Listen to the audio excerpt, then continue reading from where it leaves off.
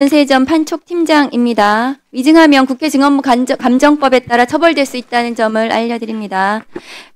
창원지방법원 김인택 부장판사하고 아는 사이 맞죠? 네, 맞습니다. 김인택 부장판사는 창원지법 형사합의 4부의 명태균 게이트 담당 재판장입니다.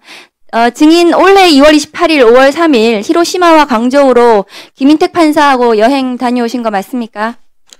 의원님, 지금 이 질문은 제가 지금 사실 수사를 받고 갔다 온 거 맞아요? 여행 다녀온 거? 수사 중이라서 제가 답변하기가 좀 양해 부탁드리겠습니다. 올해 2월 7일 화면 좀 올려주세요. 200만 원 상당의 막스마라 코트를 95% 할인된 금액 15만 원에 사는데 당사자가 아니라 증인이 김인택 부장판사 여권 사진으로 대리구매하신 거 맞죠? 예, 이것도 지금 수사 화면 올려주세요. 진행되는 상황이라서 양해 부탁드리겠습니다. 그러니까 대리구매 해준 건 맞습니까?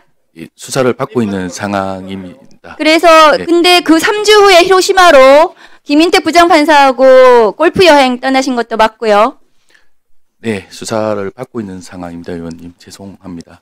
본인 2월 12일 날 인천지방법원에서 신라면세점 명품 시계 밀수 사건으로 집행유예 선고 받으시고 그 담당 변호사 조용현 변호사 판사 출신입니다. 서울고법 판사 출신 그 조 변호사와 김인택 판사와 본인 3명이서 히로시마 골프 여행 가신 거 맞죠? 네, 지금도 수사를 하고 있는 상황이라서 제가 좀 죄송합니다. 지금 올 4월에도 아니냐 안 하냐를 물어볼 사실관계를 말씀하시면 되지 수사 중이하고 재판이가 뭔 상관 있어요? 4월에 톰 브라운 바람막이 자켓을 또 증인이 구입합니다. 이번에는 200만 원짜리를 80% 할인받아가지고 40만 원에 샀고 이때도 김인택 부장판사 여권 사진으로 증인이 법인카드로 결제를 했습니다. 그것도 맞습니까? 네, 수사를 받고 있는 상황. 맞아요, 안 맞아요? 그 일주일 뒤에 또 둘이서 광저우로 골프 여행 가신 거 맞죠? 네, 수사를 지금 진행하고 있는. 골프비 누가 계산했습니까? 이것도 법인카드로 결제하셨나요? 절대 안. 본인 수사 받는 것은 대리구매잖아요. 이거는 수사 상황이 아닌데 왜 답변을 못 합니까? 아닙니다. 수사를 받고 있는 상황. 관세법 대리구매로 지금 검찰에서 수사 중인 거 맞죠? 네, 맞습니다. 네, 이거 대리구매한 걸로 지금 검찰 수사 중이잖아요. 그러면 이 골프비 누가 냈습니까? 법인카드로 결제한 거 맞아요? 그 부분도 왜 신라면세점이 그 판사 골프 접대합니까? 그 면세점하고는 전혀 관계가 없는. 그럼 본인 카드로 결제했어요? 그것도 지금 회사랑은 전혀 관계 없는 거고요. 지금 본인이 왜 김인택 부장판사한테 이렇게 계속 대리구매해주고 접대해주고 왜 그러시는 거예요? 무슨 관계입니까? 이거 두 사람 알고 지내지 10년 넘었는데 이거 한 번만 그러신 거 아니죠? 대리구매 몇 번이나 해줬습니까? 지금 수사가 그 부분에 대해서도 지금 이루어지는 걸로 알고 있습니다. 이 당시에 관세청은 신고 됐는데도 당사자들 서면 조사조차 특히 판사에 대해서는 조사조차 없었고 증인만 지금 대리구매로 중앙지검에 송치되어 있는데 본인하고 김인택 부장판사하고 공범으로 보여지거든요. 맞습니까? 네, 그 부분도 지금 중앙에서 지금 수사 중인 걸로 알고 있습니다. 본인 증언할 것도 없는데 왜 나왔어요, 그러면? 저는 들어가십시오. 최진수 윤리감사관님 나오십시오. 김인택 부장판사 명품 수수, 골프 접대 의혹, 이 지금 증인 답변을 보시면 사실로 확인이 되는데요. 올해 2월에 지금 이게 문제가 됐고, 그런데 윤리감사관실에서 뭐 하고 계신가요? 왜 이거 결과 빨리 안 내놓으십니까? 저희들은 9월 무렵에 인지하게 됐습니다. 이 사실을. 그러니까 9월 달에서야 이걸 알게 되셨단 말입니까? 2월 달에 지금 이게 문제가 됐는데 벌써? 예. 확인됐는데 2월 달에 윤리감사관실은 도대체 뭐 하고 계시는 데인지는 모르겠습니다. 이게 지금 부장판사 여권 사진으로 명품들을 대리 구매를 한 거거든요. 그 관세법상 대리 구매가 공범 관계로 보여지고 그러면 윤리감사관실에서는 빨리 이걸 조사해가지고 검찰에 수사 의뢰하셔야 되거든요. 이 부장판사에 대해서 징계하시고 어떻습니까? 예, 저희들은 검찰 수사 중인 단계에서 인지를 지금 하게 된 것이라서 그 검찰 수사 결과에 따라서 저희들은 뭐 최대한 엄중하게 처리하도록 하겠습니다. 법원 윤리감사관실은 지기현 판사도 그렇고 김인택 판사도 그렇고 검찰 수사 결과를 그냥 계속 감나무 밑에 감 떨어지기만 기다리고 계시는 건가요? 국가공무원법 83조에 보면 수사 중인 사건에 대해서는 그 징계 절차를 정지할 수 있도록 하는 명문의 규정도 두고 있습니다. 명백하면은 징계할 수 있도록도 되어 있습니다. 예, 예. 대법원 윤리감사관실에서 똑바로 이렇게 안 하시니까 제19 감싸기 판사들의 이런 일탈행위가 진행되는 거 아닙니까? 똑바로 했으면 좋겠습니다. 이상입니다. 네, 수고하셨습니다. 다음은 김기표 의원님 질의해 주십시오.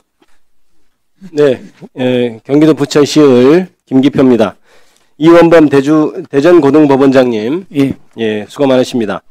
JMS 사건이 지금 대전고등법원에 있어요. 네. 그 성폭행 사건인데 피해자가 2021년 9월에 마지막 성폭행 현장을 직접 녹음해서 수사관에 제출했고, 1심 재판에서는 정명석 스스로가 본인의 목소리가 맞다고 인정을 했던 사건입니다. 그게 실제 1심 재판의 핵심 증거로 채택이 됐고요. 이 내용 혹시 파악하고 오셨나요? 사법행정의 범위 내에서 파악하고 오셨나요? 네네. 일부 파악했습니다. 좋습니다.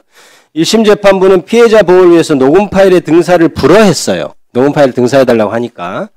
그래서 법정 열람은 또 해야 되니까 법정 열람만 최소한도로 했고, 그래서 2차 피해 방지에 최선을 다한 모습을 보였다고 저는 생각합니다. 그런데 항소심, 형사 3부였네요. 고등법원에서 정명석의 변호인이 동일한 등사과를 재요청하니까 그때 재판장이 등사를 허용한다고 해서 피해자나 증인 등의 사건 관계인이 생명 등 신체 현재의 상황 우려가 있다고 보기 어렵다 하면서 등사를 허가를 했습니다. 그래서 바로 검찰도 검찰도 아니 이거 2차 피해 발생 가능성이 있습니다. 실제로 정명석 재판에서 제출했던 의견서가 다른 공범 사건에 서로 이렇게 전달되고 이런 과정이 이미 있었고, 그러니까 이게 만약에 등사가 되면 큰일 납니다라고 2차 가해 발생 가능성을 얘기하면서 절대 반대 의견을 제기했고요. 그랬더니 그 다음날 재판부가 상대방 방어권을 위해 열람 등사를 허용한다. 재판부에서 협의에 결정한 사안이 따르라고 해서 등사를 강행합니다. 그래서 그게 4월 16일인데요. 4월 19일 날 피해자가 홍콩에서 여기 형사산부로 직접 전화를 해요. 내가 고소 취소할 테니까 차라리 등사를 좀 허가해 주지 말라. 목소리 좀 틀어볼까요? 편지 받을 때까지는 절대 복사 허락해 주지 마세요. 제가 직접 전화 안 하면 제 말을 안 들을 것 같아서요. 제가 얼마나 더 기다려야 되고 얼마나 더 참아야 되는 거예요, 혹시?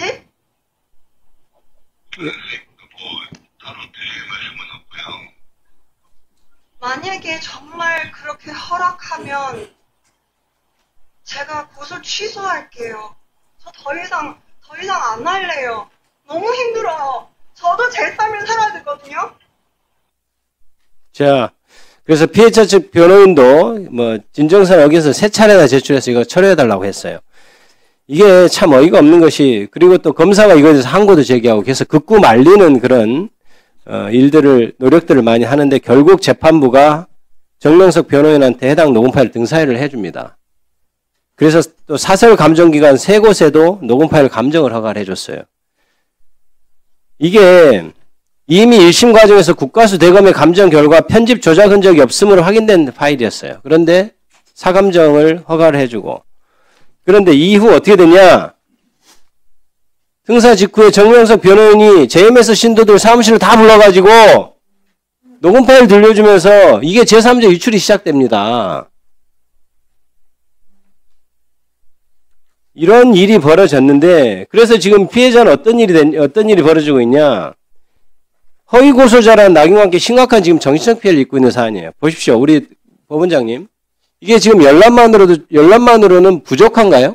자, 재판에서 좋습니다. 피고인이 부인하고 억울해한다고 칩시다. 그러면 이게 꼭 등사를 해줘야 그 억울함이 풀리는 사안입니까? 답변해 보십시오.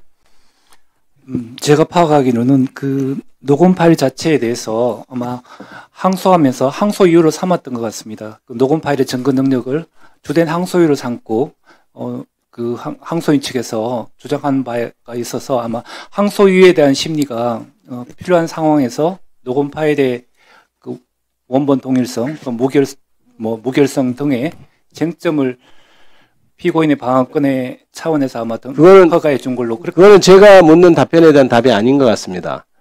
그것에 대해 논란이 될 수 있죠. 당연히 증거는 피고인 쪽에서 자기들이 억울하다고 하면 증거 능력 다투고 별 짓을 다 할 겁니다.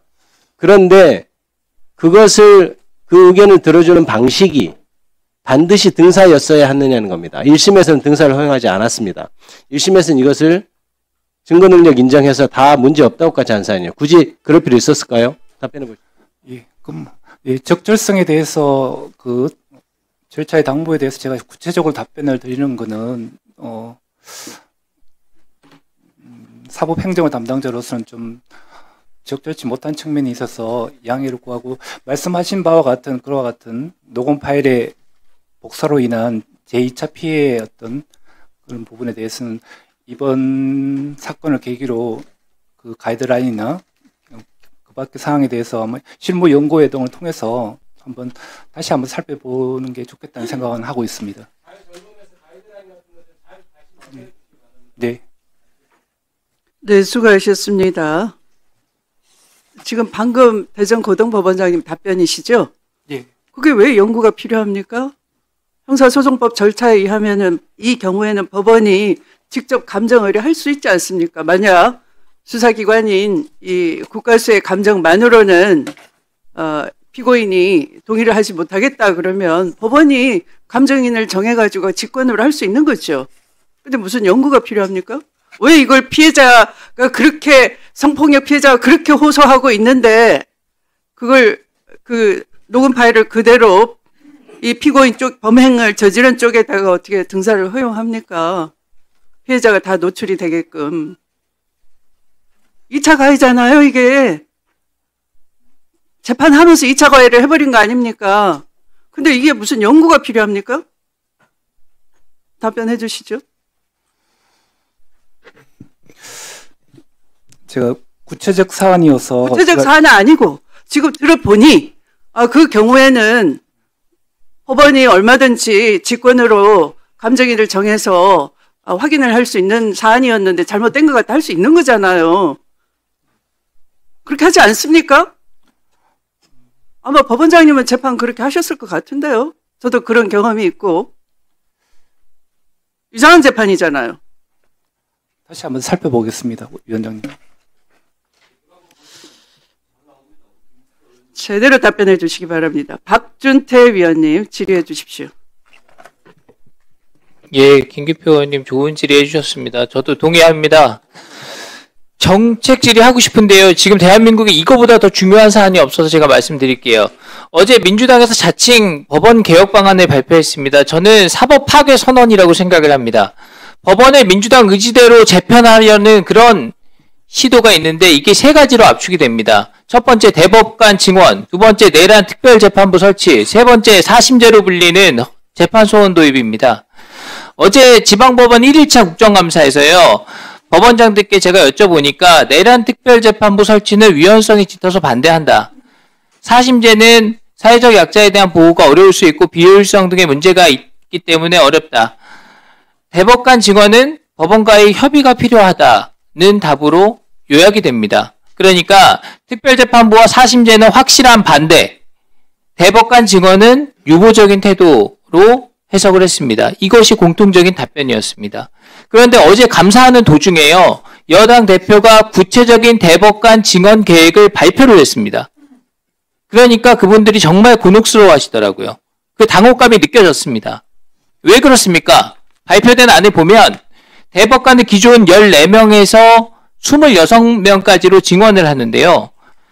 4명씩 3년에 걸쳐서 추가 임명해서 26명을 채우겠다는 겁니다. 그러면 이재명 정부 끝나면 26명의 대법관 중에서 22명이 이재명 대통령이 임명한 법관이 되는 겁니다. 민주당의 이 구상이 정확하게 베네수엘라 모델이에요. 여기 오셨으니까요. 지금 국회는 민주당의 압도적인 의석으로 모든 의사결정을 장악하고 있고요. 일방적으로 법을 바꿔가지고 대통령 무죄 만들고 민주당 세상 만들려고 협치를 벌인다 이런 비판을 받아가면서도 모든 법을 일방적으로 처리하고 있습니다. 우리 법사위 보세요. 그 법을 처리하는 과정에서 조금이라도 불편할까봐, 시간이라도 늦어질까봐, 수기 과정에서 국민들이 더 많이 진실을 알게 될까봐 간사위원도 선임해주지 않는 겁니다. 이것이 건강한 민주주의라고 볼 수 있겠습니까? 그에 더해서 여러분들이 이재명 대통령 재판 중단하니까 더더욱 기세가 올라가지고 정말 하고 싶은 대로 하는 겁니다. 그렇게 허무하게 법원이 정부 여당의 입맛에 맞게 무너져가는 겁니다. 법원장님들, 민주당은 고개 숙인다고 멈추지 않습니다. 심우정 검찰총장도 스스로 그만두겠다고 했다가 지금 수사받고 있지 않습니까? 오동훈 공수처장이요, 민주당의 뜻에 맞춰서 열심히 했다 이런 평가를 받았음에도 불구하고 더 이상 필요 없다는 거예요. 수사받고 있습니다. 더 센 처장을 임명하고 싶어서 그렇겠죠. 이 폭주를 멈춰 세우기 위해서는 사법부가 중심을 잡아야 된다는 점을 간곡하게 호소드립니다. 의견을 여쭤보겠습니다. 대전고등법원장님께 여쭤보겠습니다. 내란 특별재판부 설치에 대해서 입장 간략하게 말씀해 주시고 찬성하시는지 반대하시는지 입장 주십시오. 제가 법안의 정확한 내용을 아직 파악은 못해서 어느 한쪽의 입장을 표명하기는 어렵습니다만은 재판부가 사전에 특정되거나 좀 범위가 어느 정도 한정되는 형태의 그런 형태의 재판부를 구성한다면 재판부 구성에 대한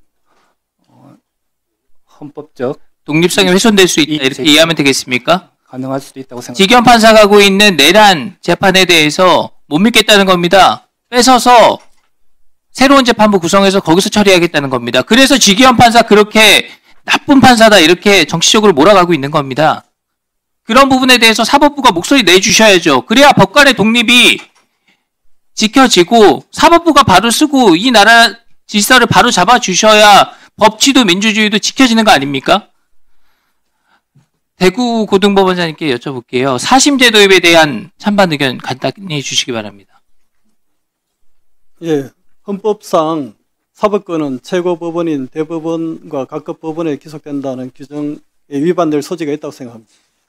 고맙습니다. 법원의 맹성을 촉구합니다. 그리고 간곡히 호소드립니다. 사법부가 지금 대한민국 법치와 민주주의를 지키는 최후의 보루로서 역할을 해주셔야 됩니다. 정의로운 법관들이 나서서 이제라도 목소리 내주셔야 되고 법관으로 목소리 내는 게 어려우시면 권력자에 대한 재판 재개를 통해서 그 목소리를 표현해 주시기 바랍니다. 네, 수고하셨습니다. 다음은 이성윤 의원님 질의해 주십시오. 예, 전주울 출신 이성윤입니다. 대전고등법원장님, 내란재단 재판부가 이원입니까?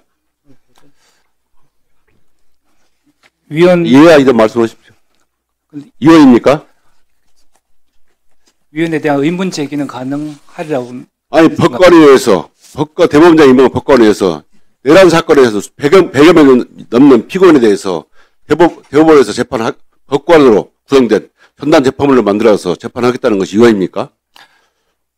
전담 재판부의 구성 내용에 따라서 자, 대구고등법원장님, 방금 웃으시면서 답변하셨는데 제 재판소 내용 알고 계세요? 법안 보셨습니까?